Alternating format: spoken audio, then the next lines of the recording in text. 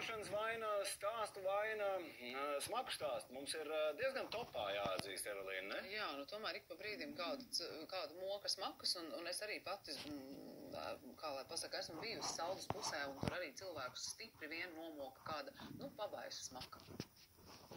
Liekties mierā, es jums pateikšu tādu smaka, kad es nezinu. Vispār.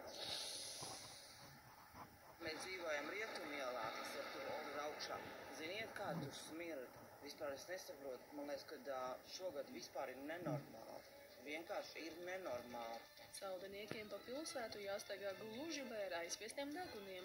Viņi vairs nespēja izturēt neciešamo smaku, kuru pat grūti ir raksturot. Nu tāda kaut kas, kaut kāda karasēta, cepta tāda. Nu nepatīkam smaka. Kāda smaka? Nu, priecīga, ļoti tāda, nu, nepatīkam. Es teikšu, rupji pēc maitām, jā?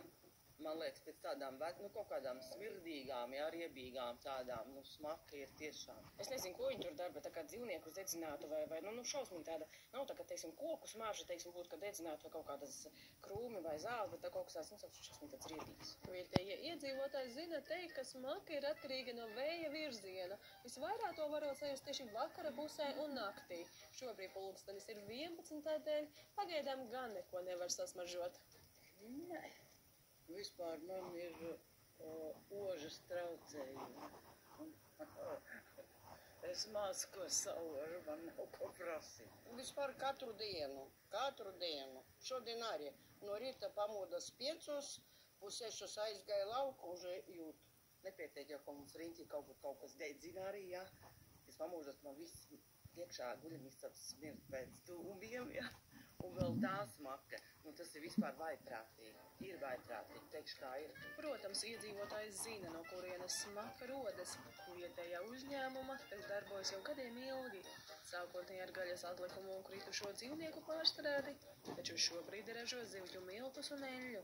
Marita cenšas no neciešamā smarža paglābties, dodoties uz laukiem. Vietējiem ir aizdomas par nelegālām darbībām uzņēmumā. Traucē, jā, nevar strādāt. Ne gulēt, ne strādāt, jā, ja lokšā var ciet, un karstā laikā jau nav patīkami. Ir jau sūdzēt, bet darīts nekas jau te kaimiņš, tas vairāk jauns cilvēks uzņēmīgs bija.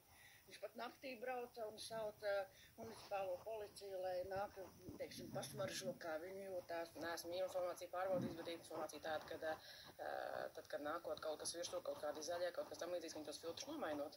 Un tad, kad es atkal projām, atkal visi filtri apakaļ ir man kaimiņiens, kas biežiem 3-4 reizes dienā ir zvanījuši, ir naktī zvanījuši, man vīrs ir zvanījis, uz pašvaldības policiju ir zvanīts. Nu, tas ir nepārtraukti. Mēs esam saņēmuši ļoti daudz iedzīvotāju signālus, Saules novada iedzīvotāju. Un, protams, mēs savas kompetences ietvaros tālāk arī sekojuši pēc normatīviem aktiem informējam valsts vides dienestu. Tas nav labi, ja Saules pilsētas iedzīvotāji neapmierināti, tad mēs risināsim kaut kā kopējiem spēkiem šo te jautājumu. Uzņēmuma pārstāve gan noliedz, ka pie smakas vienmēr būtu vainojami viņi.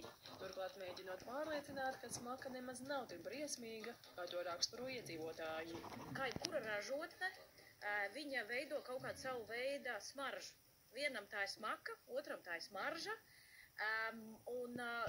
Ja ņemam vērā, tad mums pēc atļaujas drīkst būt 5 ozas mērvienības, kas ir tā kā pēc smaku tās un smaržu klasifikātoru, kas jau ir ļoti spēcīga. Bieži vien mūsu to aromātu jauc ar dažādām attīrītavām, tāpat laikā, īpaši tagad sezonā nopļaujot graudus, pēc tam uzarot zemi, liek mēslojumu virsū, un pēc tam tie lauki smird, un tad atkal lauku smirdoņi ir mūsējā, un visa kā. Līdz ar to tas ir vēsturiski iesakņojies, ka Rennet ir tas galvenais vaininieks, bet tā nebūtu nav. Uzņēmuma teritorijā novērojam vairākus pūtējus, kuri, kā skaidro pārstāve, izkliedējot smaku. Šobrīd esot tikai 3, bet ir pasūtīti vēl vairāki. Tie ir pūtēji, kas darbojas ar ūdeni, sajaucās kopā ar ķimikālijām, tur ir speciāla formula. Viņam vēl ir tāda puķīšu smarža, jā? Viņš ir gandrīz tā, ka sanāk toaletē, tā kā gaisa atsvaidzinātājs. Nu, vienalga, viņam ir tā kā puķīša tā smarža, un viņš kompensē to. Mums ir bijuši vairāki arī gadījumi, pat ne gadījumi, kad arī saldus saka, ka tagad pēc puķītēm smaržo. Valsts vides dienests šogad jau ir saņēmis 27 sūdzības no iedzīvotājiem. Šobrīd uzņēmumā nav konstatēti pārkāpumi, taču uzraugošā iestādē lems stingrākus ierobežojumus. Diana Urbāne, Gatis Gajevskis, Vestabo no Saldus.